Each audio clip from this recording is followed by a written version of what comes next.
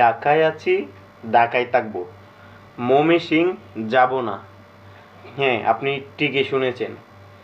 মানে আমি বুঝতেছি না, আমি আছি অনেক বিপদে।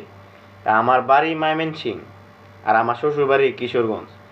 এখন কিশোরগঞ্জের মানুষ আন্দোলন শুরু করছে যে ঢাকায় আছে, ঢাকায় থাকবো, তারা ময়মনসিং যাবে না।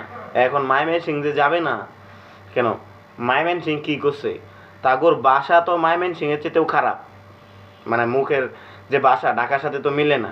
তো ঢাকায় তারা কেন থাকতে পারবে? মানে ময়মনসিং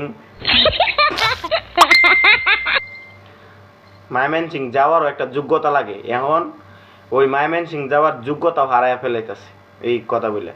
ময়মনসিং বলতেছে। ময়মনসিং শিখো আগে ভাই।